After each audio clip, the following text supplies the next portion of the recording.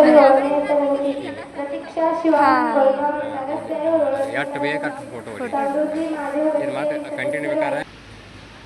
ಎಲ್ಲರಿಗೂ ಶುಭೋದಯ. ನಾನು ಸಂಸ್ಕೃತಿ ಶ್ರೀಶೈಲ್ ಪೂಜಾರಿ. ನಾನು 8ನೇ ತರಗತಿಯಲ್ಲಿ ಓದುತ್ತಿದ್ದೇನೆ. ನಾನು ಹೇಳಲು ಬಂದ ವಿಷಯವೆಂದರೆ ಮಾದಕ ವಸ್ತುಗಳಿಂದಾಗುವ ದುಷ್ಪರಿಣಾಮಗಳು. ಮಾದಕ ವಸ್ತು ಎನ್ನುವುದು ಇಡೀ ಸಮಾಜವನ್ನು ನಾಶ ಮಾಡುತ್ತಿರುವ ಒಂದು ಜೀವಂತ ವಿಷಯವಾಗಿದೆ. ಇಂದು ನಮ್ಮ ದೇಶದ ಭವಿಷ್ಯವಾಗಬೇಕಿದ್ದ ಯುವ ಪೀಳಿಗೆ ಇದರ ಜಾಲಕ್ಕೆ ಸಿಲುಕಿ ಹಾದಿ ತಪ್ಪುತ್ತಿರುವುದು ದೊಡ್ಡ ದುರಂತವಾಗಿದೆ. ಮಾದಕ ವಸ್ತುಗಳು ಮೆದುಳಿನ ಮೇಲಿನ ನಿಯಂತ್ರಣವನ್ನು ತಪ್ಪಿಸುತ್ತವೆ. ಇದು ಹಿನ್ನೆಲೆ ಹೃದಯ ಅಪಘಾತ ಮತ್ತು ಕಿಡ್ನಿ ವೈಫಲ್ಯಕ್ಕೆ ಕಾರಣವಾಗುತ್ತದೆ. ಒಬ್ಬ ವ್ಯಕ್ತಿ ವ್ಯಸನಿಯಾದರೆ ಆತನ ಇಡೀ ಕುಟುಂಬ ಬೀದಿಗೆ ಬರುತ್ತದೆ. ಮನೆಯವರ ನೆಮ್ಮದಿ ಹಾಳಾಗುತ್ತದೆ. ಡ್ರಗ್ಸ್ ಖರೀದಿಸಲು ಹಣವಿಲ್ಲದೆ ಯುವಕರು ಕಳ್ಳತನ, ದರೋಡೆ ಮತ್ತು ಕೊಲೆಗಳಂತಹ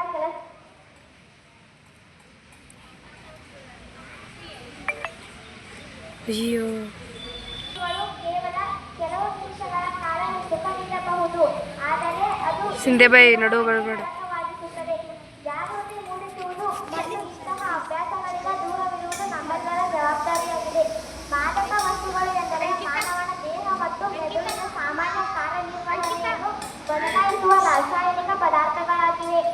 ಇವುಗಳ ಸೇವನೆಯು ವ್ಯಕ್ತಿಯ ದೈಹಿಕ, ಮಾನಸಿಕ ಮತ್ತು ಸಾಮಾಜಿಕ ಜೀವನದ ಮೇಲೆ ತೀವ್ರವಾದ ದುಷ್ಪರಿಣಾಮಗಳನ್ನು ಬೀರುತ್ತದೆ.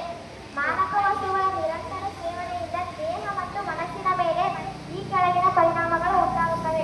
ದೈಹಿಕ ಪರಿಣಾಮಗಳು: ಹೃದಯ ಕಾಯಿಲೆ, ಯಕೃತ್ತು ವೈಫಲ್ಯ, ಉಸಿರಾಟದ ತೊಂದರೆ ಮತ್ತು ರೋಗ ನಿರೋಧಕ ಶಕ್ತಿ ಕಡಿಮೆ. ಮಾನಸಿಕ ಪರಿಣಾಮಗಳು: ತೀವ್ರ ಖಿನ್ನತೆ, ಆತಂಕ, ನೆನಪಿನ ಶಕ್ತಿ ಕುಂಠಿತಗೊಳ್ಳುವುದು ಮತ್ತು ಮಾನಸಿಕ ಅಸಮತೋಲನ. ಸಾಮಾಜಿಕ ಪರಿಣಾಮಗಳು: ಕುಟುಂಬದಲ್ಲಿ ಕಲಹ, ಉದ್ಯೋಗ ನಷ್ಟ, ಆರ್ಥಿಕ ಬಿಕ್ಕಟ್ಟು ಮತ್ತು ಅಪರಾಧ ಕೃತ್ಯಗೊಳ್ಳುವುದು ತೊಡಗಿಕೊಳ್ಳುವುದು.